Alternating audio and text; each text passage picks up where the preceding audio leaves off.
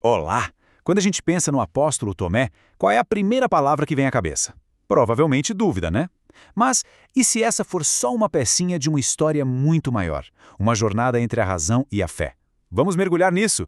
Nosso percurso aqui vai ter 4 paradas. Primeiro, vamos descobrir quem ele era de verdade, para além do estereótipo. Depois, a gente vai ver como a tal dúvida dele, na verdade, abriu portas para uma grande verdade. Em seguida, vamos para o clímax da história, a grande confissão. E por último, a parte que talvez mais nos provoque. Vamos refletir no que a jornada dele ensina para a gente hoje. Então, vamos lá. Quem foi Tomé? A maioria de nós pensa logo em Tomé, o incrédulo. Só que essa é uma visão, muito limitada de um personagem que era, na verdade, bem complexo e, acima de tudo, profundamente leal. Para começar, o básico. O nome dele, Tomé, vem do aramaico teoma, e também ele era conhecido como Dídimo, que é grego. Curioso, né? Os dois nomes significam a mesmíssima coisa, gêmeo. Isso já coloca ele num contexto histórico bem real de um mundo bilíngue, o que era super comum naquela época. E aqui está o ponto central. Reduzir Tomé a um único momento de dúvida é perder totalmente a essência de quem ele era.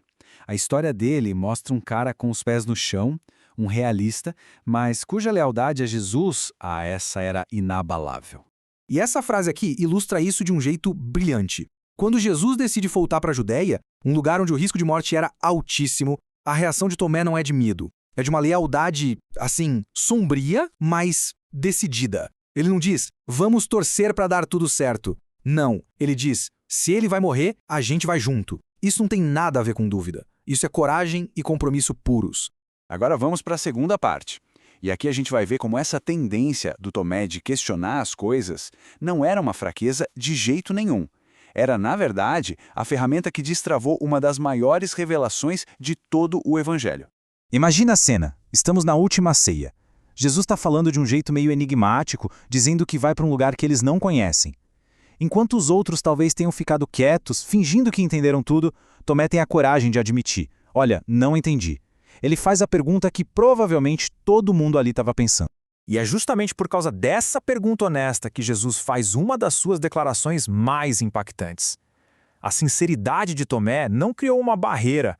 Pelo contrário, abriu uma porta para uma verdade muito mais profunda. Para todos que estavam ali e para nós até hoje. Bom, agora chegamos àquele momento pelo qual Tomé é mais famoso. O encontro depois da ressurreição, onde o ceticismo dele bate de frente com uma realidade divina.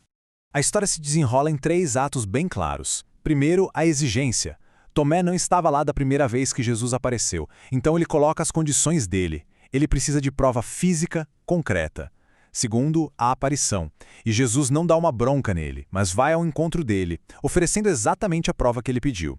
E terceiro, a confissão, que é o resultado inevitável desse encontro cara a cara. Diante da prova irrefutável, a resposta de Tomé é imediata, é total. Não é um reconhecimento meio a contragosto, não. É uma das declarações de fé mais diretas e poderosas de toda a Bíblia. Ele vai do ceticismo absoluto para a adoração completa, num piscar de olhos. Vamos analisar rapidinho essa frase. Quando ele diz, Senhor meu, ele está reconhecendo a autoridade, o domínio de Jesus sobre a vida dele. E com Deus meu, ele faz uma das afirmações mais claras da divindade de Cristo em todos os evangelhos. Ali, para ele, não restava mais dúvida alguma de quem estava na sua frente. Jesus aceita a confissão de Tomé, claro, mas ele usa aquele momento para ensinar um princípio que vale para todas as gerações futuras. Ele estabelece que a fé que não depende de ver com os próprios olhos é um tipo especial de bênção. Ele estava, na verdade, preparando o caminho para milhões de pessoas que viriam a crer sem nunca ter visto. E isso tudo nos traz para a nossa última parte. Como é que a jornada de Tomé, um homem que buscava provas, se conecta com os desafios da fé hoje em dia? Olha, a lição aqui pode ser mais desconfortável do que a gente imagina. Aqui está o grande contraste. A barreira de Tomé era a falta de evidência. Ele queria ver para crer, simples assim. Hoje, o problema parece que se inverteu. A gente tem acesso a uma quantidade absurda de informação, de testemunhos, de análises, mas a reação mais comum é a indiferença. A questão não é mais a falta de visão, mas sim uma falta de vontade de se comprometer.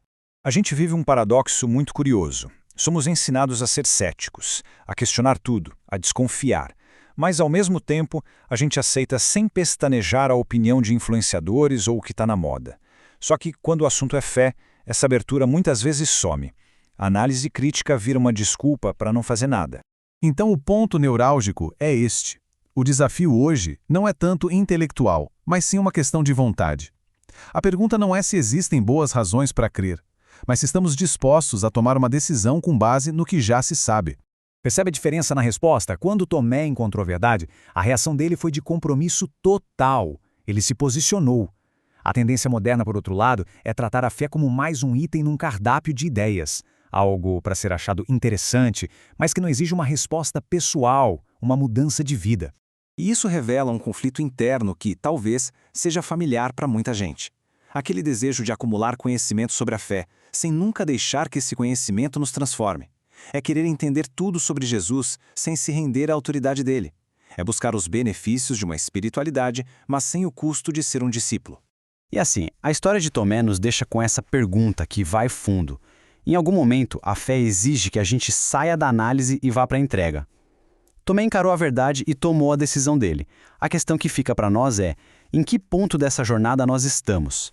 Ainda na fase da análise infinita ou prontos para dar uma resposta definitiva? No fim das contas, essa decisão é nossa.